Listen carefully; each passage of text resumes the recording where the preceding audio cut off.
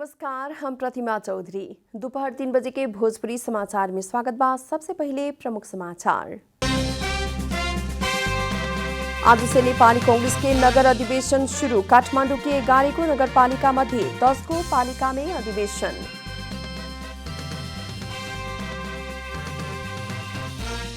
नेकपा एमाले के विधान महाधिवेशन जारी। प्रस्तावित प्रतिवेदनों पर समूहगत छलफल हो रहा। मध्य पश्चिम विश्वविद्यालय आ प्राध्यापक संघ के बीच 8 बुधे सहमति। आंदोलन के सभी कार्यक्रम स्थगन। ऑस्ट्रेलिया सरकार अंतर्राष्ट्रीय यात्रा फेर खोले के सीमा प्रतिबंध सहज बनौलक। ऑस्ट्रेलियाली सबके व्यावसायिक उड़ान मार्फत आवत जावत खुला। और 13वां संस्करण के साफ चैंपियनशिप में नेपाल के जीत। नेपाल द्वारा मालदीव 1-0 गोल अंतर से हारल।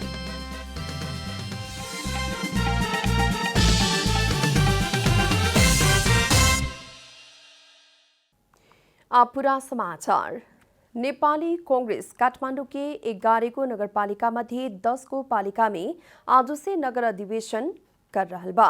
काठमाडौँ के 10 पालिका मध्ये दक्षिणकाली नगरपालिका के 2 नंबर वार्ड के अधिवेशन बाँकी रहल कारण शनिचर के अधिवेशन न होखे के जिला सचिव राजकुमार नकर में जानकारी देहने। वही लेखा चंद्रगिरी नगरपालिका में सर्वसम्मत नेतृत्व चयन होखे वाला बा। काठमाडौँ के बाँकी 9 गो नगरपालिका में नेतृत्व चयन खातिर सभापति शेर बहादुर देउबा आ कृष्ण सिटौला के एक टीम बनल बा, तो इतर पक्ष से प्रकाश मान सिंह और गगन थापा के दोसर टीम तैयार कर गेल बा। 9 गो नगरपालिका में नेतृत्व हथियावे खातिर दोनों पक्ष से कसरत के कड़ा बनावल गेल बा। देश के सबसे बड़का काठमाडौँ महानगर पालिका में केंद्रीय महाधिवेशन के झलक देवे किस्म से उम्मीदवारी तय और प्रचार प्रसार कल गेल बा। महानगर में सभापति खातिर देउबा सिटौला पक्ष द्वारा प्रगति मान रंजीत और सिंह थापा पक्ष द्वारा नील काजी शाक्य के उम्मीदवार बनावल गेल बाटे। काठमाडौँ में नेता प्रकाश मान सिंह के एकलौटी प्रभाव रहते इला पर भी ई बार केंद्र के संस्थापन पक्ष द्वारा सिंह के कड़ा चुनौती दिवे लागल नेता सबके दावी बाटे। अधिवेशन शंखरापुर, कागेश्वरी, मनोहरा, गोकर्णेश्वर, बुढ़ा नीलकंठ, टोखा, तारकेश्वर, नागार्जुन और कीर्तिपुर नगरपालिका में होखे वाला बा। काठमाडौँ के बाँकी नगरपालिका में प्रकाशमान गगन पक्ष द्वारा उम्मीदवार तय कैला पर भी संस्थापन पक्ष सुख के संझिया तक भी छलफल में ही रहे। नेकपा एमाले के प्रथम विधान महाधिवेशन में प्रस्तावित प्रतिवेदन सब ऊपर आज से समूहगत छलफल हो रहल बा। नेकपा एमाले के प्रथम विधान महाधिवेशन में प्रस्तावित राजनीतिक, सांगठनिक और विधान संशोधन प्रस्ताव के ऊपर आज से समूहगत छलफल हो रहल बा। 10 को समूह में नेता लोग से आपन आपन विचार राखल जाई। समूहगत छलफल ओरैला बाद प्रस्तावक नेता लोग से ओकरा ऊपर आपन विचार रखला बाद ओके संक्षेपीकरण करत मसौदा तैयार कइल जाई। मसौदा तैयारी खातिर भीम रावल के नेतृत्व में प्रतिवेदन मसौदा समिति गठन कल गेल बा। विधान महाधिवेशन में समूहगत छलफल में होखे वाला बहस के टिपोट करे खातिर मणि थापा के नेतृत्व में कार्यदल भी गठन भइल बाटे। विधान महाधिवेशन आज से शुरू होखे वाला छलफल मूलतः मार्ग निर्देशक सिद्धांतों पर के छलफल, सांगठनिक संरचना में फेरबदल लगायत के विषय में केंद्रित बाटे। मध्य पश्चिम विश्वविद्यालय आ नेपाल प्रजातंत्रवादी प्राध्यापक संघ के बीच 8 बुधे सहमति भइल बाटे। विश्वविद्यालय द्वारा गठित उच्च स्तरीय समस्या समाधान समिति आ आंदोलनरत प्राध्यापक के बीच वार्ता संपन्न भइल बा। विश्वविद्यालय अंतर्गत के विभिन्न निकाय के रिक्त पद में सभी पक्ष के अपनत्व होखे किस्म से पद पूर्ति करे पड़े के, आंशिक प्राध्यापक के सेवागत ज्येष्ठता, विषयगत आवश्यकता और कार्यभार के आधार में और करार प्राध्यापक के दरबंदी सृजना करके स्थायी प्रक्रिया शुरू करे वाला 11वां सभा संपन्न भइला बाद 45 दिन भीतर कार्यविधि निर्माण करे के सहमति भइल। वार्ता टोली के सदस्य उप प्राध्यापक विष्णु कुमार खड़का जानकारी देहने। वही लेखा प्राध्यापक तथा कर्मचारी के निवृत्ति भरण और उपदान के संबंध में स्पष्ट मापदंड बना के नियमावली और कार्यविधि पारित करे के, करार जनशक्ति के प्रोत्साहन स्वरूप नियमित तलब भत्ता समेटे किस्म से दर रेट तो के कार्यविधि में स्पष्ट खुला के तहगत रूप में प्राप्त करे किस्म से प्रक्रिया के आगे बढ़ावे के जनावल गइल बाटे। तीज त्योहार लगीचात समय कंचनपुर में आपराधिक क्रियाकलाप न्यूनीकरण करे खातिर जिला प्रशासन कार्यालय निर्देशन दिले बा। भारत संगे जुड़ल खुला सीमा के चलते आपराधिक गतिविधि नियंत्रण और तीज त्योहार के बेरिया होने वाला सामाजिक अपराध के घटना नियंत्रण खातिर जिला प्रशासन कार्यालय निर्देशन दिले बाटे। भोजपुरी समाचार में आप छोड़ विश्राम।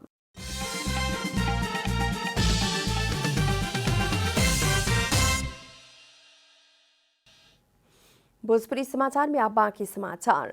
नेपाल विद्युत प्राधिकरण द्वारा शनिचर से हरेक इंटरनेट सेवा प्रदायक के एक गो पॉइंट में सांकेतिक रूप में तार काटे के जनावल गइल बा। एक सप्ताह इंतजार कैला पर भी भाड़ा ना तिरल खंड में काटे के दर के बढ़ा के 2 या उससे बेसी पॉइंट में काटते ले जाए के विद्युत प्राधिकरण जनौले बाटे। नेपाल विद्युत प्राधिकरण 2075 पहले तक इंटरनेट सेवा प्रदायक से प्रतिपोल हर साल 2 से 5 रुपया उठाव दियात रहे।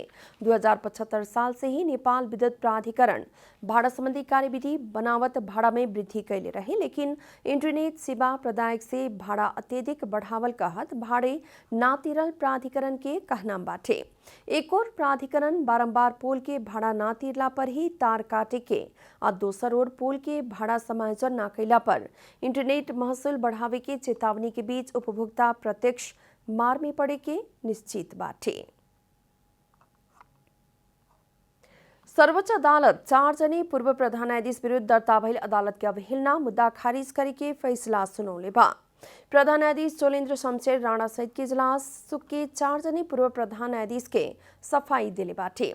पहल का बार प्रतिनिधि सभा विघटन करेवाला तत्कालीन प्रधानमंत्री केपी शर्मा ओली के निर्णय असंवैधानिक भइल दावी करत विज्ञप्ति जारी कैल आधार में पूर्व प्रधान न्यायाधीश सबीन बहादुर रायमाझी, अनुप राज शर्मा, कल्याण श्रेष्ठ आ सुशीला कार्की के विरोध अवहेलना मुद्दा दायर भइल रहे।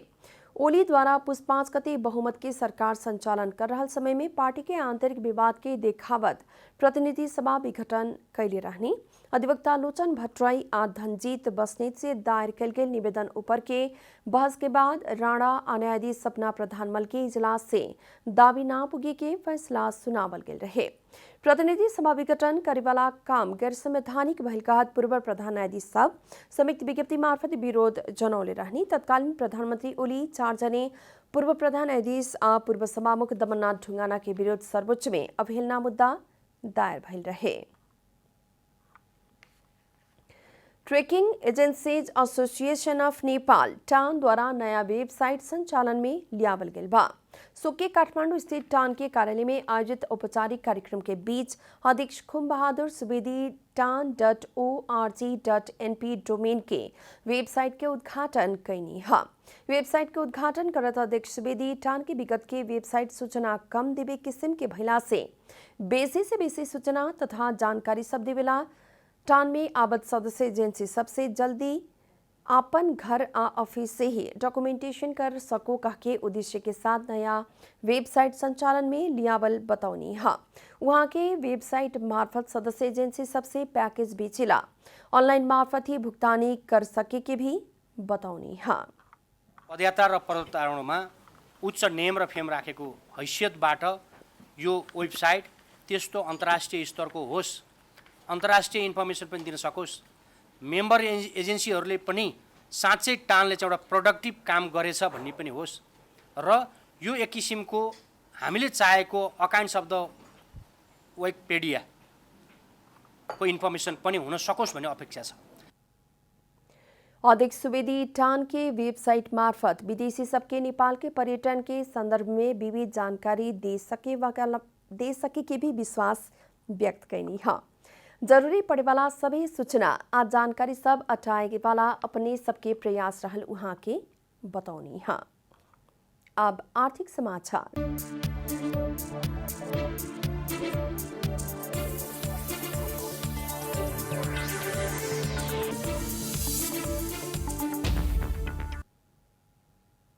नेपाली व्यापारी तथा व्यवसायी सबसे उत्तरी नाका रसुआगढ़ी से चीनिया विद्युतीय कार आयात करे के शुरू कल गेल बा। आवाज एवं धुआं रहित चिनिया विद्युतीय सफेद रंग के कार 3 दिन के अंतराल में 100 नेपाल भित्रल रसुवा भन्सार कार्यालय टिमुरे जनौले बाटे। रसुवागढ़ी नाका से आयात भइल ओ सवारी साधन नियम अनुसार भन्सार प्रक्रिया पूरा करके क्रमिक रूप से काठमाडौँ ले आवे के काम आगे बढ़ रहा प्रमुख भन्सार अधिकृत रामप्रसाद रेग्मी जानकारी देहनी। आयातित कार से भन्सार शुल्क बापत 10 करोड़ 98 लाख रुपया से बेसी रकम राजस्व असुली भइल बाटे। धुआं आ आवाज रहित भइल कारण नयाँ आयात भइल चिनिया कार सवारी प्रदूषण में कम करे के आ यात्रा में भी सहज करे के जनावल गइल बाटे। पिछला आर्थिक बरस से अभी तक करीब 8 से छोट बड़का सवारी साधन रसुवागढ़ी नाका से नेपाल भित्रल भन्सार कार्यालय जानकारी दिले बा। भोजपुरी समाचार में फिर छोट विश्राम।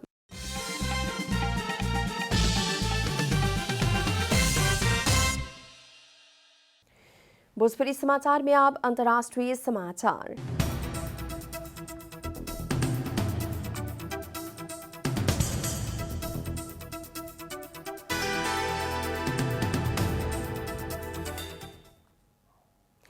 अस्ट्रेलियाली प्रधानमंत्री स्कॉट मॉरिसन अंतर्राष्ट्रीय यात्रा फिर खोले के आसीमा प्रतिबंध सहज बनावे के घोषणा कैले बानी। प्रधानमंत्री स्कॉट मॉरिसन अंतर्राष्ट्रीय यात्रा फिर खोले के आसीमा प्रतिबंध सहज बनावे की प्रक्रिया साउथ वेल्स से शुरू होगी आ 80% खोप लगावल राज्य सब में अक्टूबर से खुला कैल गेल बाटे। पूर्ण रूप में खोप लगावल ऑस्ट्रेलियाली सब और वेल्स में आवे वाला स्थायी बासिंदा सब होटल में महंग क्वारंटीन रहे के बदले 1 हफ्ता खातिर घर में क्वारंटीन में रह सके के व्यवस्था मिलावल समाचार माध्यम सब जनौले बा। पूर्ण खोप लगावल ऑस्ट्रेलियाली सब के व्यावसायिक उड़ान मार्फत आवत जावत खुला होखी। सरकार खोप लगावल यात्रु के ट्रैवल कैप्स हटावेला राज्य सब संगे मिलके काम करे के भी जनौले बाटे। ऑस्ट्रेलिया कोविड परीक्षण के दायरा के विस्तार करत यात्रा के ही दौरान में एके निरंतरता देवे के जनावल एबीसी समाचार माध्यम उल्लेख कैले बा। आप खेलकूद समाचार।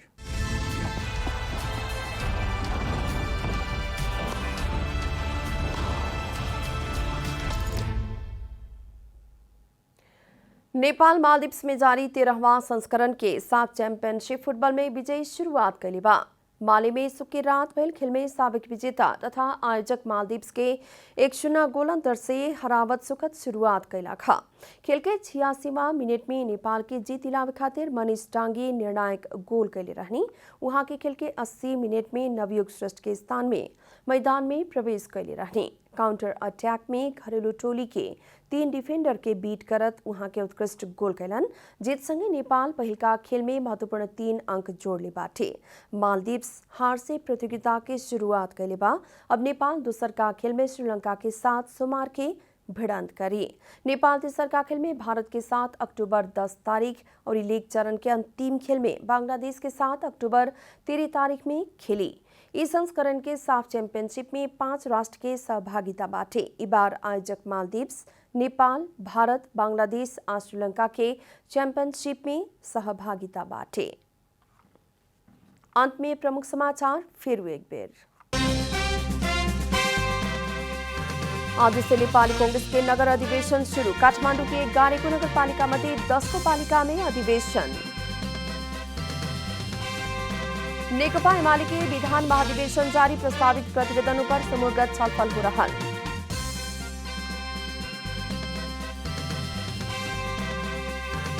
मध्य पश्चिम विश्वविद्यालय और प्राध्यापक संघ के बीच 8 प्रदेश सहमति आंदोलन के सभी कार्यक्रम स्थगन।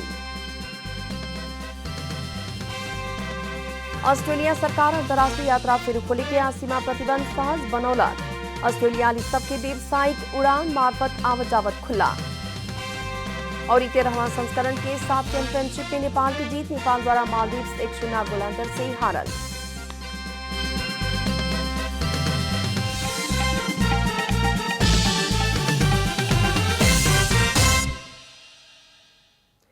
एक साथ भोजपुरी समाचार अभी खातिर इतना ही। जनता द्वारा जनता खातिर प्रसारित जनता टेलीविजन के कार्यक्रम सब यूट्यूब, ट्विटर, फेसबुक हमनी के वेबसाइट जनतासमाचार.com में भी पढ़ आ देख सकतानी लोग।